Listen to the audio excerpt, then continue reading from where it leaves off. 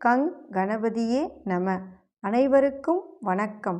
கந்த புராணத்தின் இந்த பதிவை உங்களுடன் பகிர்ந்து கொள்வதில் மிக்க மகிழ்ச்சி அடைகிறேன். இச்சாசக்தியாகிய வள்ளியும் கிரியாசக்தியாக தெய்வானையும் விளங்க ஞானவேல் தாங்கி மயில் வாகனத்தில் வலம் வரும் முருகப் பெருமானை நம் மன வாகனத்தில் ஏற்றி வைப்போம்.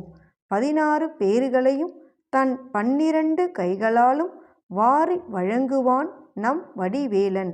கந்த புராணம் 7 உபதேச காண்டம்.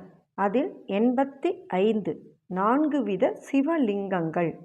முன்னொரு சமயம் பிரம்மதேவர் சமுத்திரத்திற்கு சமீபத்தில் உள்ள கோகர்ண தலத்திற்கு சென்று அங்கே சகஸ்கர நாமத்தால் பரமேஸ்வரரை வணங்கி பூஜித்து அதன் பயனாக சாரூப்யத்தை அதாவது சிவன் வடிவை அடைந்து மகிழ்ந்தார்.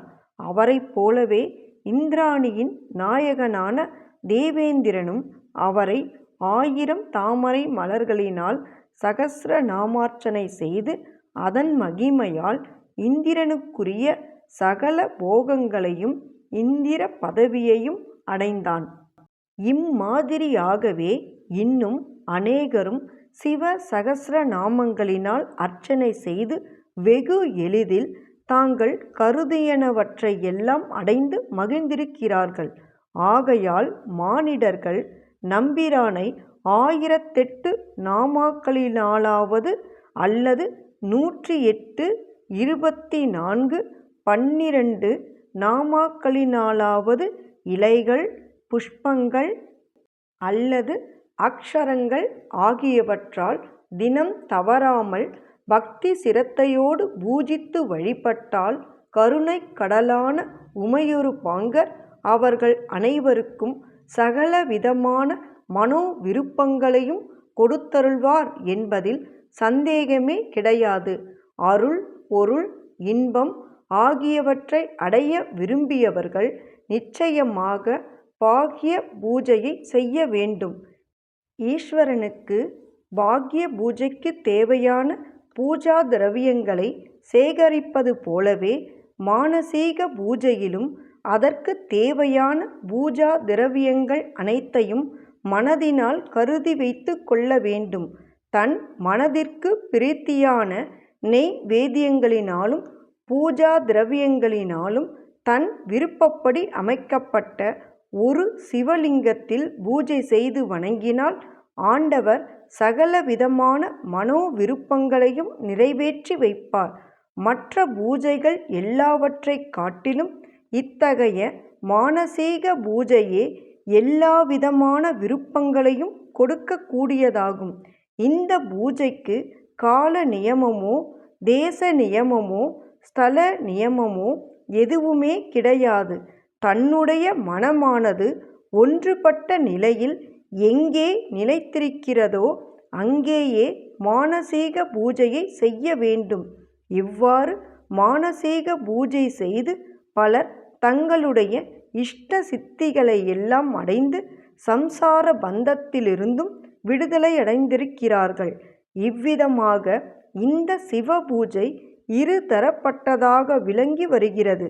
உலகிலுள்ள சகல ஜீவராசிகளினாலும் வணங்கி பூஜிக்கப்பட்ட சிவபெருமானின் லிங்கங்கள் பற்பல இருக்கின்றன. மலை சிகரங்கள், நதிக்கரைகள், கானகங்கள், நதிகள், கடற்கரை முதலான இடங்களிலெல்லாம் சுயம்புவான அதாவது தானாகவே உண்டாகிய சிவலிங்கங்களும் தேவர்கள், முனிவர்கள், சிறந்த மனித சிரேஷ்டர்கள், அசுரர்கள், கந்தர்வர்கள், உரகர், ராட்சர்கள் ஆகியோர்களினால் பிரதிஷ்டை செய்யப்பட்ட ஏராளமான சிவலிங்கங்களும் இருக்கின்றன. சிவபெருமானின் சாநித்தியம் இந்த லிங்கங்கள் அனைத்திலும் அதிசிறப்பாக நிறைந்திருக்கின்றன. தானாகவே உண்டாகிய லிங்கங்கள் சுயம்புலிங்கம் என்றும் கூறப்படுகின்றன. விஷ்ணு, பிரம்மா முதலான தேவர்களினால் வணங்கி பூஜிக்கப்பட்ட திவ்யலிங்கங்கள் என்றும் வசிஷ்டர் முதலான பிரம்ம ரிஷிகளினாலும் நாரதர் முதலான முனி சிரேஷ்டர்களினாலும் சிறப்பு வாய்ந்த யோகீஸ்வரர்களினாலும் வணங்கி வழிபட்ட லிங்கங்கள் ஆர்ஷலிங்கம் என்றும், மானிடர்களினால் பிரதிஷ்டை செய்யப்பட்ட லிங்கங்கள் மானிட லிங்கங்கள் என்றும் கூறப்படுகின்றன. இந்த 4 லிங்கங்களிலும் பரமேஸ்வரர் தம் தேவியோடு கூட எப்போதும் சாநித்தியமாகவே விளங்கி வருகிறார். அவரோ ஒரு கட்டையைப் போல் வான வீதியில் சலனமின்றி இருந்து வருகிறார். ஆனாலும் உலகங்கள் அனைத்திலும் அந்த பரமேஸ்வரர்தான் நிறைந்திருக்கிறார் என்றாலும், இந்த லிங்கங்கள் ஒவ்வொன்றிலும் அப்பெருமானுடைய சாநித்தியமானது ஒன்றுக்கொன்று வித்தியாசமாக இருந்து வருகிறது. அது எப்படி என்றால், மானிட லிங்கங்களில் அவர் உல்லாச பிரியராக உலாவித் திரிபவராகவும், ஆர்ஷ லிங்கங்களில் அவர் தன் கால்களினால் விளையாட்டாக நிற்பவராகவும், திவ்ய லிங்கங்களில் அவர் உட்கார்ந்திருப்பவராகவும், சுயம்பு லிங்கங்களில் அவர் படுத்திருப்பவராகவும் விளங்கி வருகிறார். மேலும் மற்றுமுள்ள லிங்கங்களிலும் அவர் தம் விருப்பப்படியெல்லாம் தங்கியிருந்து விளையாடி வருகிறார். இப்படியாக சுயம்பு முதலான 4 லிங்கங்களிலும் அவர் தமது திருவிளையாடல்களை நடத்தி வருகிறார். இந்த லிங்கங்களில் அவர் படுத்திருந்தும் உட்கார்ந்திருந்தும் நின்றும் உலாவியும் விளையாடி வருகிறார். இதற்கு உதாரணமாக ஒரு திருஷ்டாந்தமும் இருக்கிறது. ஓர் அரசன் தன் அரண்மனையில் ஓரிடத்தில் உலாவிக் கொண்டிருக்கும் போது அவன் தன் குடிமக்களின் சிலருக்கு காணிக்கைகளும் மற்றும் சிலருக்கு தண்டனைகளும் வழங்கி வருகிறான். அதன் பிறகு அவன் இன்னொரு மாளிகையில் நின்று கொண்டு சிலருக்கு மரியாதையையும் சிலருக்கு தண்டனையையும் கொடுக்கிறான். பின்னும் அந்த அரசன் ஓரிடத்தில் அமர்ந்து கொண்டு சிலருக்கு அவர்கள் விரும்பிய உதவிகளையெல்லாம் செய்து வருகிறான். மற்றும் சிலருக்கு அவனே சில வேண்டாத காரியங்களையும் செய்து வருகிறான்.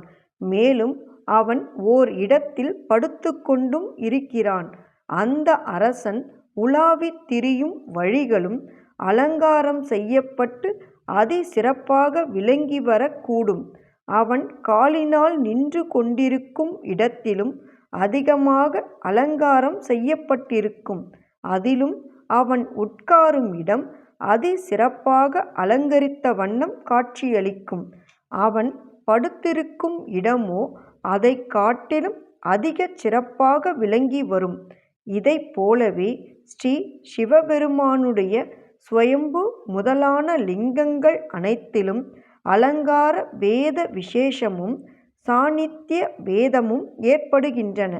சுயம்பு லிங்கத்தில் ஜீவராசிகளுக்கு சகல விதமான அனுக்கிரகங்களும் விரைவில் நிறைவேறும். இப்படியாக ஓர் அரசனை குறிப்பிட்டு லிங்கங்கள் அனைத்திலுமுள்ள பாகுபாடானது விரித்து கூறப்பட்டது. லிங்க மாறுபாடுகளுக்கு தகுந்தவாறே ஸ்ரீ நந்தி தேவருக்கும் சயனிப்பது, நிற்பது, உட்காருவது, நடப்பது முதலானவற்றை பாவித்து வரவேண்டும்.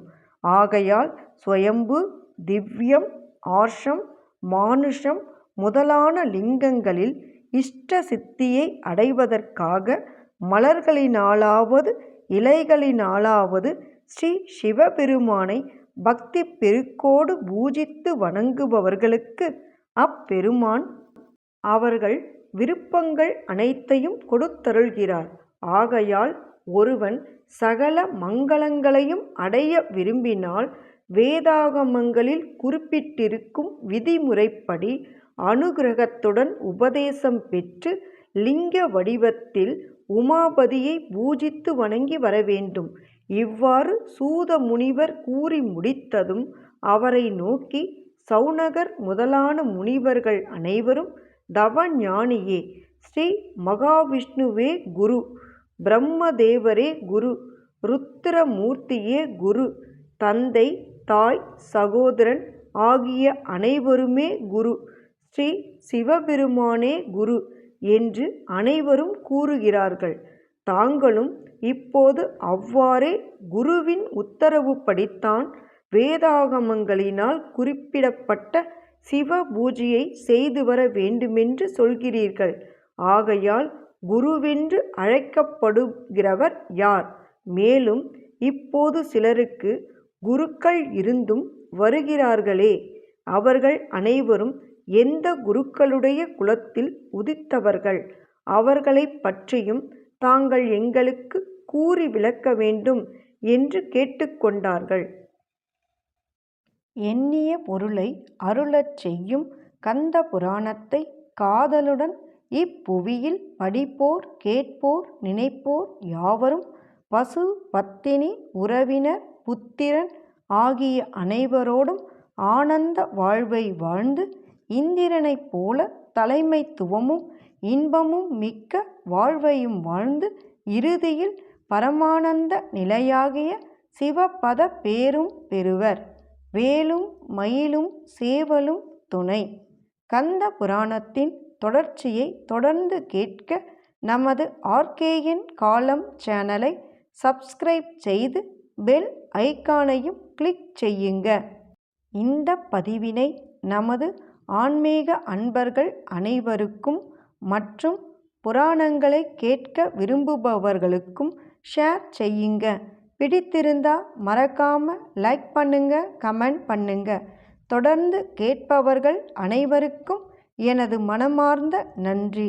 நாளையும் வருவான் நமது வடிவேலன்.